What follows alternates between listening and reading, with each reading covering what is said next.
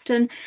Bit of a brief intro from me. So I'm a psychology and sociology graduate. So I didn't leave university thinking, yeah, yippee, I'm going to be a careers advisor. It was a little bit more of a bendy road to get to where I am at the moment. So I started off doing various different temp roles, became a graduate recruiter, and then joined Aston back in 2009, which is quite scary. My son was a baby in nursery and is We've lost your microphone. Sorry, we've lost your microphone. Sorry, did it just go off? Sorry, is it back on? Yes, it is. Yeah. Sorry, when did it go off? Have I been talking with it off the whole time? No, only just. Oh, right. I don't know what happened there. Apologies. So getting back. So I joined Aston in 2009, moved into the placements team, and then joined the careers team back in 2014, and finally completed a master's in careers management in 2020. And as a careers consultant at Aston, I'm also on the central teaching team. So I teach on pharmacy, audiology, optometry, and biomedical engineering courses. And there's my LinkedIn profile, which you're very welcome to link in with me. This picture I thought I'd show you because this is the careers and placements team at Aston, and I don't know what your careers team looks like, but I'm guessing it's not quite as big. And it's very, very different sort of animal, the careers team in a higher education environment. Not everybody there is going to be a careers consultant. That team, we're a big team, and it could be parts of marketing or operations. We've got a big placements team that helps students with their preparation for their placement year.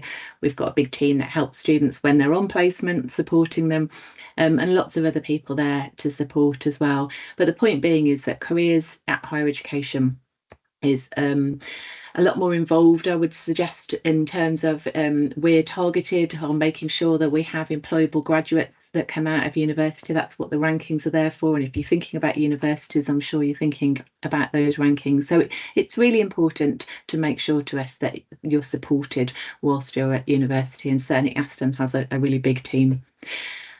What students and graduates can expect from us at Aston. One-to-one careers appointments, obviously. We offer those virtually or face-to-face. Students can book on to a platform called Aston Futures, and they just book it at a time to suit them.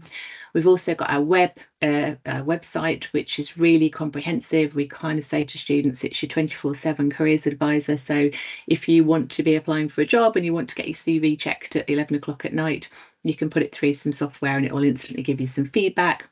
We've got a mock interview tool on there as well, so that's preloaded with lots of different graduate employers, but you could also input your own questions in there as well. Lots of videos, lots of templates, all the usual stuff and much more. And we deliver lots of skills workshops throughout the year, both on campus and online. So that might be interview skills, it might be how to disclose a disability to an employer. And we have lots and lots of employer events as well, loads of employers coming on campus all throughout the year, lots of different fairs, lots of guest lectures, lots of insight conversations. And careers is in the curriculum. So which is why we have the teaching qualification as careers consultants, so that we can come in and teach careers education. Because whatever your family, whatever your opportunities, whatever placements that you're able to secure, careers is really the leveler. Everybody's available, everybody's in the curriculum, everybody's timetabled. So we think that employability in the curriculum is really, really important to making sure that students have a really good opportunity to make sure that they're really employable at the end. And we have dedicated placements teams, like I said, to support along the whole process. Placements are a really big thing at Aston, but I'll tell you a little bit more about that later. Is it worth getting a degree? This is a question that we get asked a lot at open days. And my answer is always there are still lots and lots of professions and jobs that require a degree. Obviously, the ones that you'll think about, law and medicine and all those sorts of qualifications and professions. But equally, there are lots and lots of jobs out there that require a degree. And also, we're in a rapidly changing job market at the moment. Never more has it moved on as quickly as it's moving at the moment. Lots of people having portfolio careers nowadays, so more than one career that they're juggling. So getting a degree might be a really good way of just future-proofing your career, because you don't know where that's going to lead and you don't know where that's going to sit in the next 2, 3, 5, 10 years. Graduates still earn more than non-graduates on average. So on average, the graduate starting salary is now £34,000 per annum. If you are in it for the money, then you might want to think about investment banking, because they're the biggest payers.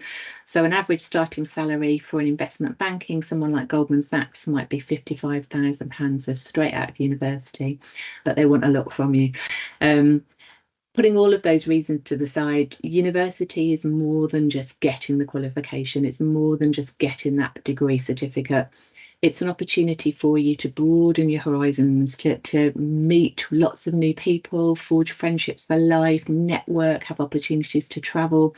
And if you talk to anybody who's been out of university for a few years and you ask them what they remember, they're probably not going to tell you about the modules that they studied. They're more likely to tell you about places they went, things they did, and friends they made. And I think that's a really important part. And it's the time of your life when you're coming out of college that you're going to be able to embrace university in the biggest way, really. The current graduate labour market, well, we're now at a point where demand for graduates in some sectors is bigger than ever. It's incredibly competitive in some fields as well. Graduates who have got sort of healthcare, engineering, software development, or finance skills are particularly sought after. Employers cite shortages in all of those areas. More than 4/5 of employers have taken part in on-campus university careers fairs. 3/4 host their own recruitment presentations and skills training events at local universities to them throughout the entire year. Why? Because they're really keen to make sure that they're getting their name in front of graduates and students so that they can start to, brand themselves to students and encourage students to apply for their grad schemes and their placements. It's a really robust recruitment process. It's not easy getting one of these graduate jobs. So graduate schemes are long. It's a year. So we tell our final years as soon as they come into their new academic year in September, October, that they've got to start getting their applications in, because for their next summer start, you'll apply online. They'll put in a CV, a cover letter, an application form. Then they'll get sent online assessments to do, psychometric tests, verbal tests, situational judgment tests, all sorts of different things. Then they may be offered a video interview. So that's a pre-recorded interview that's sent out to applicants, pops up on screen with the questions. Candidates will have a few minutes to think about that, and then they have to deliver it to the video, submit, send it to the employer. That's then reviewed, and if they're successful, they'll get through to the next stage, which is the assessment centre. And at an assessment centre, they might have group exercises, panel interviews, they might be doing role plays, they might be doing tests, more tests. And then if they're successful through that, they'll invite you back for the final round of interviews and hopefully then offered a position. So it is long. And it is time consuming, and particularly, graduates and students are unlikely to get the first one they go for. So they are having to go through that process time and time again to be successful. Employers expect a lot. Employers are looking for that real sweet spot, that mix of being academically sort of high achievers, but also having the right skills, the right passion for that industry, an interest, and knowledge around it, commercial awareness around it, and the potential to come in and do a really, really good job. So employers will want you to provide evidence of how you've got the skills that they're looking for, and those common skills that they're looking for are littered throughout all of the job descriptions. If you go for a part-time job in retail or hospitality, it'll be the same sort of skills that graduate recruiters are looking for: being able to communicate effectively, being able to work as part of a team, being able to solve problems, managing your time, prioritising things, being adaptable and flexible, digital skills. These are all skills that graduate recruiters are looking for. The stat at the bottom is one that surprises quite a lot of people, and it still stands. That's 82% of UK graduate employers pay little or no attention to what a student has studied. So what do I mean by that? So just some examples. So this is Mars. Big company. So Mars are open to most degree backgrounds, but particularly looking for someone with enthusiasm to embrace a number of different roles in the company across 3 years, and also have the flexibility to travel. So this particular scheme is procurement and supply chain, but we're looking for people who are engaging communicators. Personality is more important than technical skills. We can train those, therefore their degree subject is not the leading factor.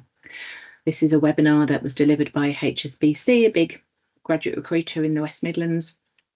They put to their students, it's not what you studied, it's about what you bring. So they want people who, again, you can read through those, people who are curious, people that are creative, people that are good at building relationships, problem solving, have a sense of right or wrong. And again, how are they going to find whether you're that type of person? So they'll ask in the recruitment process, time and time again, tell us about a time. Can you give us an example of how you've solved a problem, how you've built relationships? This is L'Oreal's graduate scheme this year. This is their marketing graduate scheme. Do you need to have studied marketing? No. Does marketing appear anywhere on their job description? No, it doesn't. They're looking for strong interpersonal skills. They're looking for an ability to work to tight deadlines. They're looking for somebody with good organisational skills, attention to detail, someone who's innovative. Previous experience in an office environment is preferred. So you're either in your final year of university graduating or have graduated in the last 2 years. There's no mention of needing a marketing degree there at all. So there obviously are some careers and some jobs where you do need a specific degree. Let's take doctor. We want you to have a degree in medicine to be a doctor. And there's many, many more that we can think about. But there are lots, 82% of those big graduate schemes will be open to a lot of different degrees. So you have so many options. It's really hard to know how to choose the right career with so many possible jobs out there. Thinking about it from a career development point of view, you know, it should be fairly straightforward, shouldn't it? You should know your own skills, you should know what interests you, what you like, then you can research that and find out what's out there, make a decision, apply for the right one. Sounds really simple, but of course we know that life isn't like that. You know, there's always going to be a curveball that comes at you when you least expect it. You're going to change, your ideas are going to change, the world's going to change around you. What you want and what the reality might look quite different. You know, you might be wanting a biomedical engineering job with a science startup and think actually that's in Cambridge or that's in Southern Ireland, which a lot of them are. That's not really going to be work for me. I can't really necessarily move to Cork in Ireland tomorrow. So we have to then think about what the reality looks like and what's out there for us. This whole idea about the career ladder that we used to talk about, where you'd climb up the career ladder, you'd join at the bottom and then you'd climb up, well, that's gone now. That's not the world we live in anymore. And instead, you've got this array of scaffolding, and that means that students can, you know, graduates can move upwards and across and down and go into different things. Today, we're living in a world of squiggly careers. We're moving frequently and fluidly between roles, industries, locations, and even careers is the new norm. So we need to focus less really on career planning and more on the possibilities that are out there. Choosing your career is not as simple as being Harry Potter and putting the sorting hat on and getting told which house you're in. If only we could put on a sorting hat and be told what we should be doing with the rest of our lives. Life would be a lot easier, wouldn't it?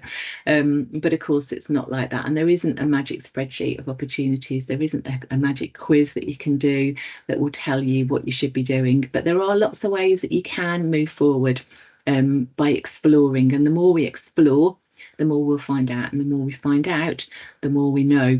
So with so many opportunities and career choices available, you know, like I say, how do you make that decision? How do you go exploring, and why is it important to explore?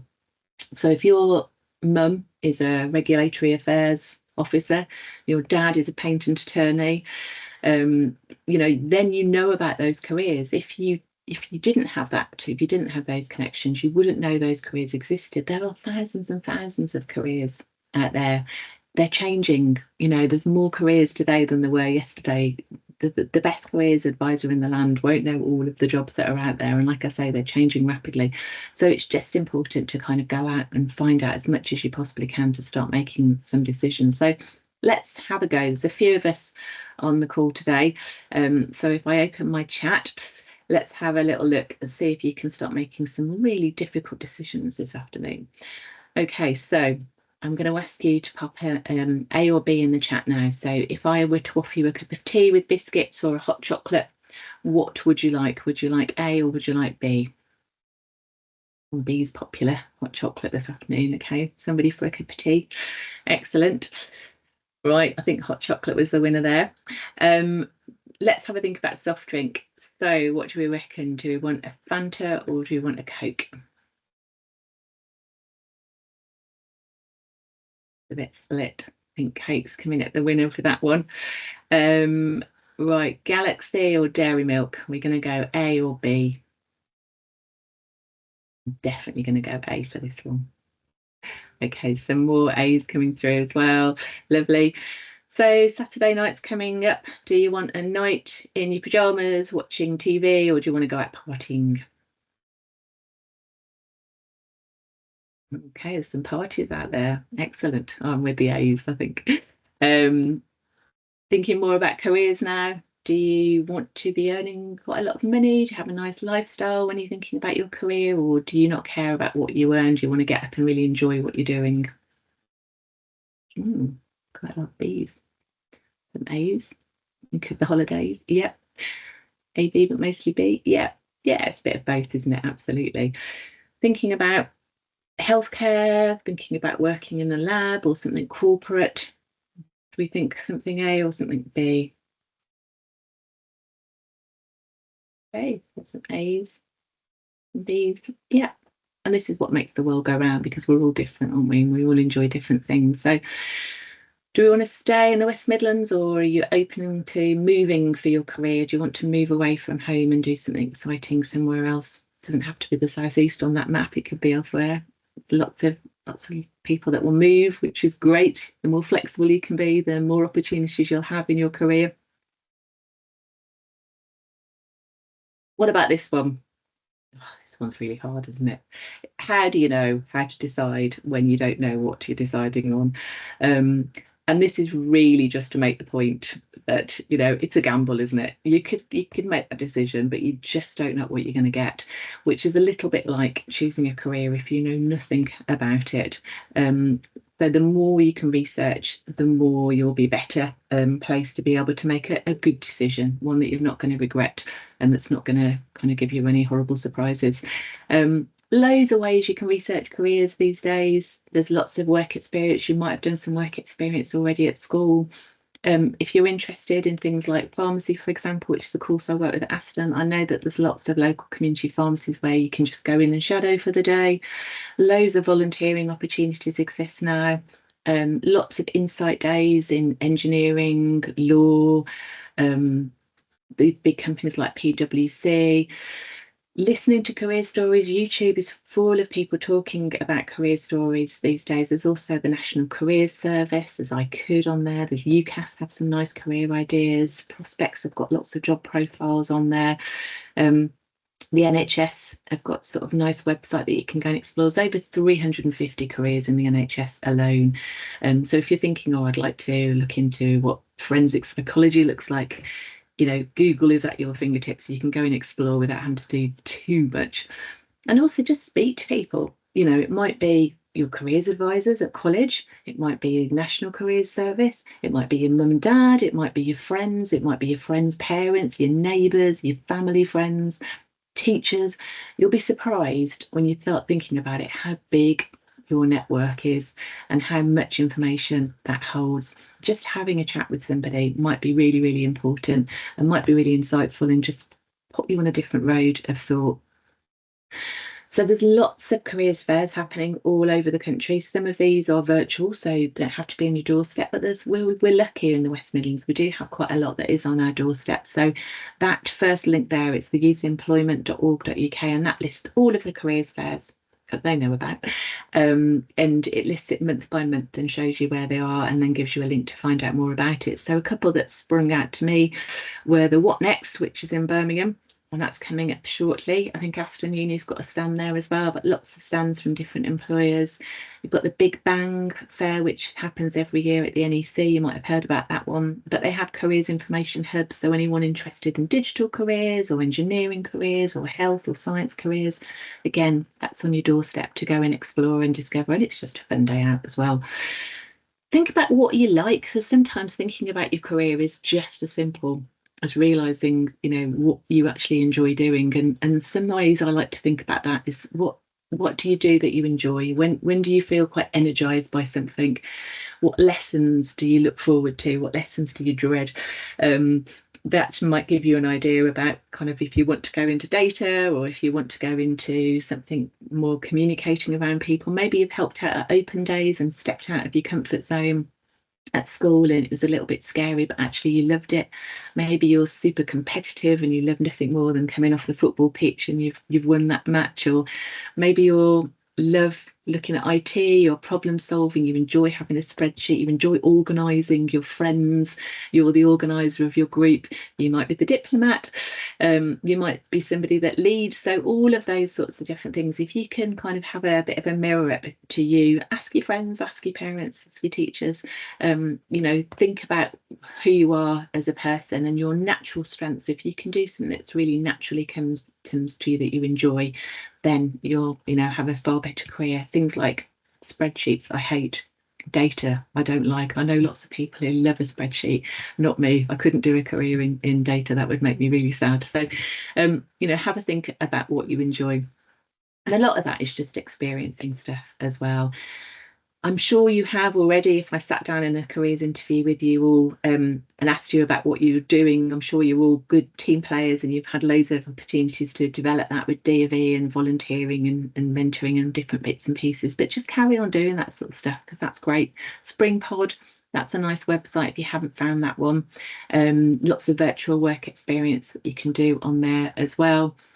When you get to uni, we'll make sure that you've got to develop your skills, because just being good at academic stuff isn't going to get you the job. So anything that you can do, whether it's part-time work at McDonald's or in hospitality or retail, it's all jam-packed with employability skills transferable to the jobs. If you can work as part of a team in Primark, you can work as part of a team in Goldman Sachs investment banking. Being a student ambassador, getting involved in open days, volunteering, mentoring. We give students lots and lots of opportunities to get involved in all this kind of stuff. There's numerous clubs and societies.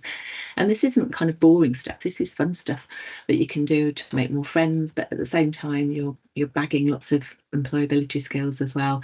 But placements, as I said, at Aston are really, really key. So the placement year at Aston University, and I've just gone round and done open days with my son at various different open days at various different universities throughout the UK. So I know that actually they do all look quite different, and I can talk quite confidently now to say that Aston, I think, do it very, very well. We offer students the opportunity to work in the UK or overseas. So the placement year is so you do year one, you do year two, then you go out on a year-long placement on most courses, and then you come back to your final year. Some courses are a little bit different, like healthcare courses, where you'll do integrated placements throughout. But that placement year is mostly for business and engineering, social sciences, things like that at Aston. So like I say, you can work for a company, you can work in the UK, you can go overseas. Some students choose to study abroad at a partner university. They might choose to do that for half the year and then just do a semester and then work for the other half of the year, or they can set up their own business. So we're really, really flexible. That's a really nice video, but I'm going to let you, I'm conscious of time, so I'm just going to let you have these slides afterwards and you can have a look at Chloe and what she got involved with at Gymshark. I'm sure you know Gymshark. Ben, who set up Gymshark, was an Aston student. He set it up while he was studying at Aston, and obviously he's gone on to be quite successful. So some ideas about things that people get involved with at Aston. We've got, this is Megan. So Megan studied business and management, and for her placement year, she went off and did recruitment for a year with a charity, Hearing Dogs for Deaf People in the UK. This is Usman. He did mechanical engineering and worked as a mechanical engineer for a company called EMR. This is Amy. So she was a design engineering graduate, and she went and worked for ASM Systems as a design engineer for the year. This is Renato. He was doing accounting and finance and came and worked for us in our team for a year and had a great year. He's come back as now alumni, and he's come back and done some really lovely talks for us and is now quite successful in his career. This is Amit. Studied economics and management, went on a study abroad placement, studied at a partner university in Milan in Italy. Salman studied marketing. He went out and worked for Crossrail in London. So it's a railway company, and he was doing marketing communications out there as well. He's obviously on site there in his hard hat. Yasmin was doing politics and business, and she worked. It was a paid job. It was very full-on jobs that she did for a year as the student union coordinator, and made some real changes within the Aston University Student Union. Rachel, politics and economics was her study, and she went and worked for Airbus, who you wouldn't necessarily think of as doing a politics placement, but she did. It was a political affairs intern there, and that's a placement that comes through every year to us. With Talal, he was, again, politics and international relations. He did a split placement, so he was working as an intern at the Embassy of Bahrain in Brussels for half of the year, and then did a study placement and went out to Singapore for half of the year. Beverly went across to the Netherlands and worked for Nike. She was a business and management student. And Deepa studied law and did half of her year at the Citizens Advice Bureau in Ilford. And half of her year, she went out to Brazil and studied at a partner university, and no prizes for guessing where the photo came from. It wasn't Ilford. So there's numerous benefits of gaining work experience. Obviously, you'll get that kind of real life experience that you can pop on your CV. You get all those transferable, fantastic skills that you can talk to an employer about. I mentioned about that recruitment process for graduate recruitment, and they're going to say, tell us about a time you need to have gone out and done these experiences in order to have times to talk about and stories to tell. But it gives you a really good insight into different industry sectors and organisations. Quite often work experience can be flexible, so you can fit it around other stuff, which is why I think volunteering is always great. Sometimes if it's the standard placement year, our students will get paid, which they absolutely love. Chance to widen your network, your professional contacts. Sometimes it really is about who you know going forward. And like I say, it's a really nice thing to put on your CV and make you stand out from the crowd a little bit. So just to summarise, it's really important to just explore your options. That doesn't have to be, you know, a really huge task that requires a lot of work. It can just be going on some of those websites on your phone and just having a look at career stories on YouTube. Start building those skills. I'm sure you have done already, but you have to keep building them. You know, it's not something like, oh, well, I've got team working skills now because I did my D.A.V., so I don't have to worry about that. That's tick that box. That will fade. You know, you need to constantly evolve. You need to constantly, continuous professional development, they call it. You need to continuously do that. So just have a think, ask your friends what they think about you, what, you know, what energizes you, what do you really enjoy doing, what gets you up in the morning. Your grades are important, so they're always going to have to put those on your CV. Employers will always ask you for your grades, so it's important, but they are not the be all and end all. You know, it's really important to develop skills outside of academia because they're going to be the ones that go forward. Only about 50% of the recruiters now in the graduate world will ask for a 2-1, because most of them have dropped it to a 2-2 because they know that the people that perform the best academically aren't necessarily the best in the workplace.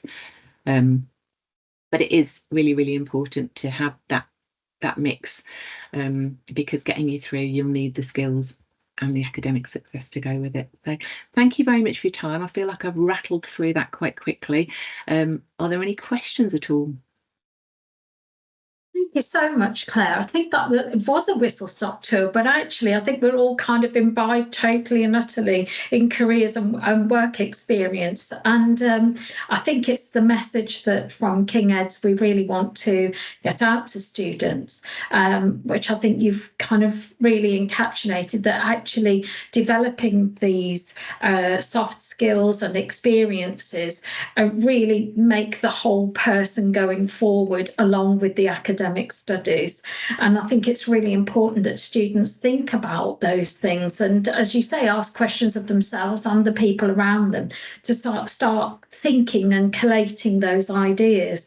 That was really, really insightful. Thank you, Claire. We have had a couple of questions, but as Faye's just put there, if you can add any questions in the chat meanwhile, and Faye will start to put some links as well, which we will send round to all students and parents on this chat. But Claire, can you just talk a little bit? You mentioned about I think it was 82% of students, it doesn't matter what degree that they get. But we did have an inquiry about sort of those humanities and the particular concern maybe that non-vocational degree courses, what direction, you know, those still have and the worth that those still have in the marketplace. Do you have anything to respond to that, Claire, please? Yeah, absolutely. I think it's really important to do something you enjoy.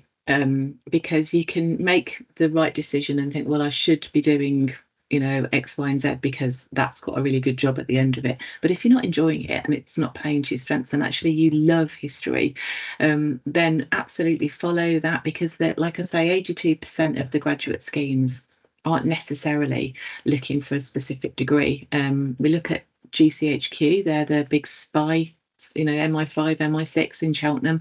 They're time and time again, most of I think it's about 90% of their graduate roles are open to any degree discipline. And you know, don't take my word for it, go and Google them. But you need to have the interest in it as well. So it's not just enough to have done anything and then not think about it.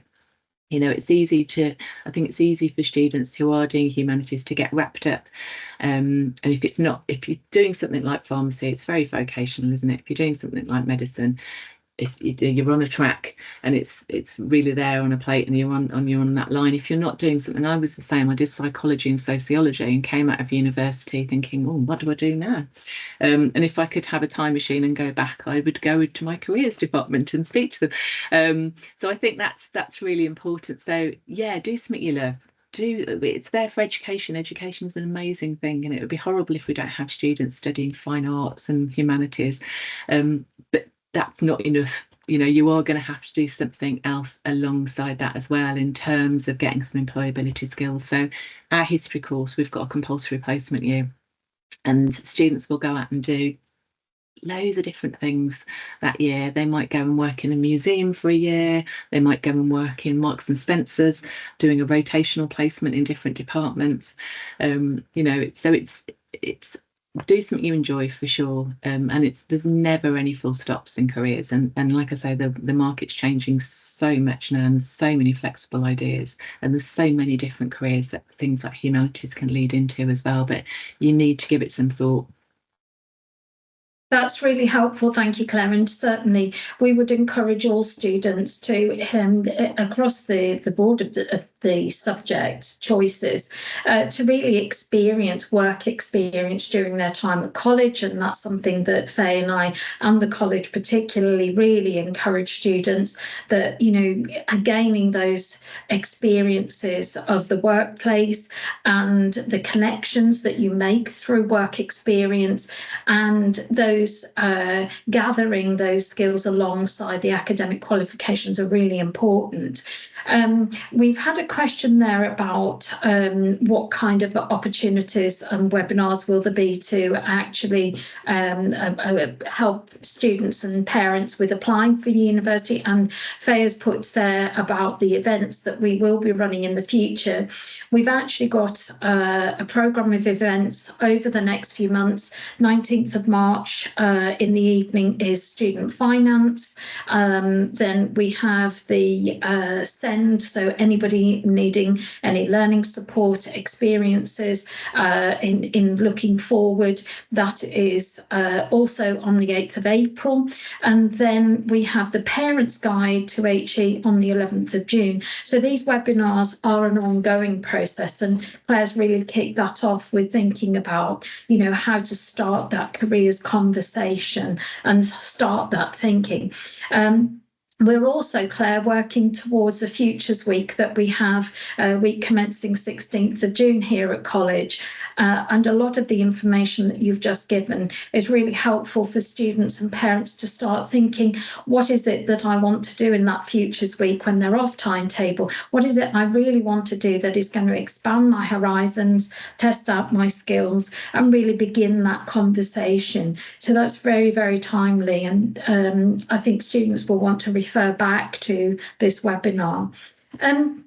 Whilst there are more things going on in the chat, can I also ask, Claire, you have sort of talked about researching careers, but very often students, I think, are under quite a lot of pressure to find an answer to what do I want to do as my career. And you talked about squiggly careers, but a lot of students are finding academic study quite challenging. So can you just sort of give one or two little hints about how they could pick up some information fairly easily and comfortably along with their studies rather than overloading themselves as well? If you can think of anything that would be useful. Yeah, in terms of just researching different careers that are out there, there's some really easy websites. icould.com is just a really nice website to have a look at, particularly if you've got some ideas. But there's things like there's little quizzes that you can take. The NHS quiz is quite nice. I think I saw the Prospects website being popped in, link to that in the chat. They've got quite a nice careers quiz that you can start just getting you thinking and answering a few questions. And then the Buzz careers quiz is quite a nice one, the animal quiz. I think if you Google that one, that will come up still somewhere. So that's quite a nice starting point, really, and that's something that you can easily do on your laptop or your phone, and they might be kind of giving you a few questions that will start your brain thinking, oh, actually, That's yeah, really, I do like working as part of a team. Or yeah, and that's really helpful, I think, as well. You mentioned about having conversations in the family, and I think actually as well, family and friends and, their peer groups as well, it's really useful to start those conversations. It doesn't have to be, a one answer. It's an exploration and a journey. And I think actually the sooner you start those conversations, the better. And actually parents are always a good place to start because usually they've had quite a raft of experience by the time they get to this stage as parents, and may have started in one career and diversified into a number of others. So I think that's a really useful bit of assistance for students. And out of interest, we use Unifrog which is a platform here at college, and students have access to that. And for any parents online, you will fairly shortly be having an email which will give you an introduction video and access to the platform of Unifrog. So you can use that alongside your child as well and help them and assist them in exploring those careers. And it's a very intuitive platform. I don't know whether you're familiar with it, Claire, but certainly it will be something I think parents and students will be using fairly shortly if they haven't already. Yeah, sorry. So no, Karen. I was just going to say, while I was thinking about it, there's also lots of information on the university websites as well. There's some videos now on there about most courses and students to chat to as well. So if you're thinking about different courses and what that actually looks like, sometimes it can be quite different to what you perceive it to be. I think psychology is a really good example. People quite think, oh, I quite like learning about different personalities, and actually don't realise it's a really science-based degree. So it's making sure that and I'm always surprised at how many students come to Aston and then are surprised that they've got a compulsory placement year. So really research that, and it's dead easy to do, and we offer loads of taster sessions, and I know that other universities do as well, so go to those as well. That's great. And actually, I mean, I would encourage all of the students online to visit as many of the universities locally and away from home if you're considering that as an option. But Aston University, as one of our sort of partner universities, we've worked very closely with Claire and so many of the subject departments, that actually it really does, talking to students when you go along as well and finding out what the course is really like you say about psychology, the things that the mythbusters, if you like, about courses and studying.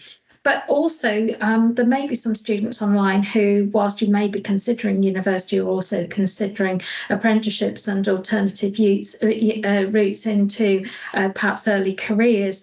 And I would really encourage everybody to think about some of those things that Claire has spoken about, go back through the presentation and look at some of those links, as also to the ones that Faye has put online as well.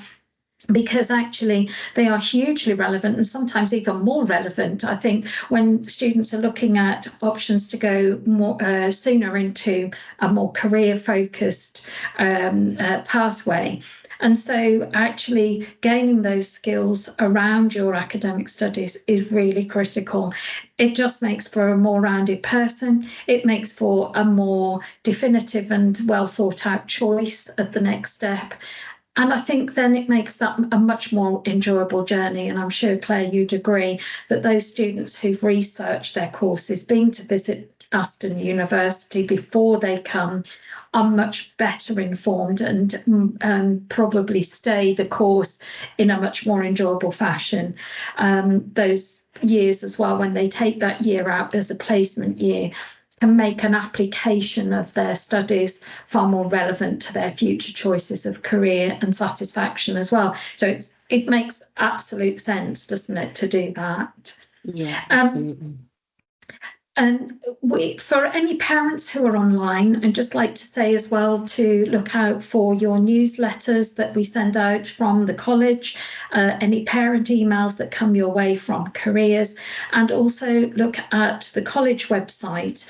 And for students, obviously, you have your student newsletters, you do have emails, although, of course, we are trying not to overload you with emails. So there are other ways of being notified via our pathways, and looking forward to the social media output that we have as well, so that you keep up to speed with what's going on, both in careers but also generally across the college. Those opportunities, really get stuck in. Claire, we really want to thank you very much indeed for coming on this evening and really kick-starting our sort of thoughts about career investigations, work experience, and what's beyond that, whether you go to university or take an alternative route looking at careers. Faye, thank you for putting all of those things into the chat. We will follow this up afterwards. Please email careers@keds.ac.uk. We can ask Claire any further questions that you may have. And meanwhile, thank you very much indeed, Claire, and thank you to everybody for joining us on this series. Thank you.